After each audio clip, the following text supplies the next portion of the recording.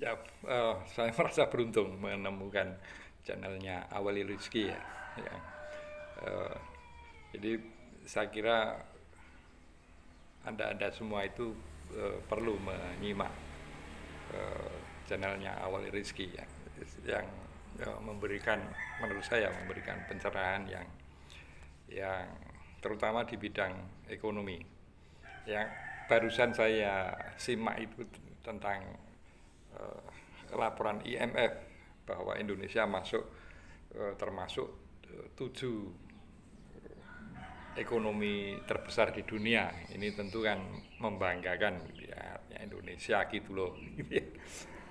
Kita juga masih ingat pidato Mr. Prabowo beberapa waktu yang lalu di mana, di Brasil ya, that we are the fourth largest population in the world. Kita merupakan negara dengan populasi terbesar keempat di dunia setelah India, Tiongkok, kemudian Amerika, kemudian Indonesia. Nah, ini kemudian apa yang menjadi laporan IMF ini membanggakan kita sebagai negara besar. Tetapi kalau kita simak penjelasan Profesor Awali Rizki ini, kita jadi ya harus berpikir ulang begitu ya tentang negeri ini ya.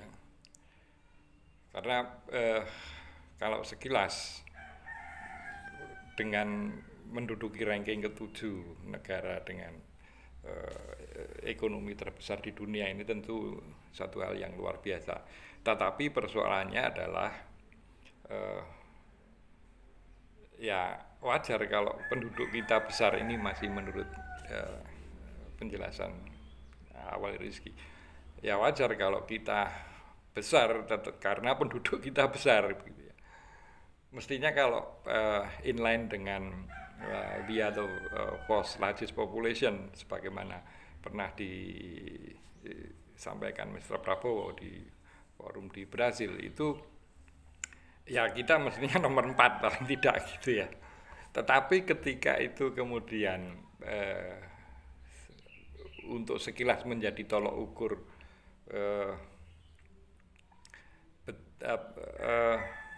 apa ya, tolok ukur kesejahteraan itu ternyata tidak bisa karena masih harus dikaitkan dengan jumlah penduduk atau kalau dalam pengertian ekonomi ya GDP per kapita. Kalau tadi yang terbesar ke-7 itu hanya melulu berdasarkan besarnya GDP atau Gross Domestic Product atau PDB, Produk Domestik Bruto. Tapi kalau misalnya dikaitkan dengan jumlah penduduk, ternyata kita rankingnya itu 100 lebih. Nah ini menunjukkan ya bahwa meskipun kita secara ukuran besar, tapi itu belum menunjukkan bahwa kita adalah negara yang sejahtera secara ekonomi. Bandingannya misalnya dengan Brunei, dengan Singapura, itu GDP-nya atau produk domestik brutonya itu di bawah kita. Tetapi kesejahteraan masyarakat Singapura maupun Brunei Darussalam itu jauh di atas kita. Karena angka GDP itu harus dibagi dengan jumlah penduduk. Itu pun baru menghasilkan rata-rata, belum dilihat kalau persoalan kesenjangan. Ya ini sudah beberapa kali saya singgung tentang Material Power Index dari Jeffrey Winters, kemudian indeks Gini dan sebagainya. Itu ya kita masih mempunyai PR yang kalau saya anggap ini sangat serius untuk diselesaikan oleh Mr. Prabowo. Ya mungkin pada periode pemerintahan ini saya kira belum selesai karena ini pekerjaan yang jauh lebih besar dibanding sekedar misalnya menyelesaikan IKN. karena ini menyangkut bagaimana struktur ekonomi itu didesain sedemikian rupa sehingga perjalanan pembangunan ekonomi itu akan bisa merata, gitu ya. Meskipun PSN kalau kita lihat pengertiannya sebetulnya menyangkut masalah pemerataan pembangunan. Nah,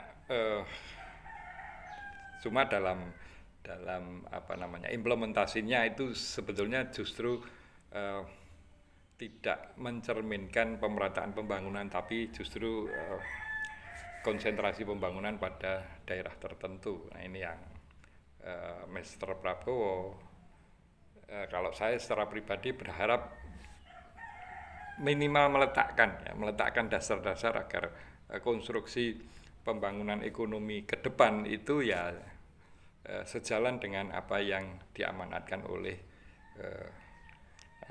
Undang-Undang Dasar 1945 yang notabene itu adalah warisan para pendiri bangsa. Selama kita masih berkutat pada kita harus tumbuh sekian persen, itu menurut saya kok ya kita terjebak pada istilah-istilah yang tidak salah secara ekonomi modern, tetapi bagaimanapun kita harus berpijak pada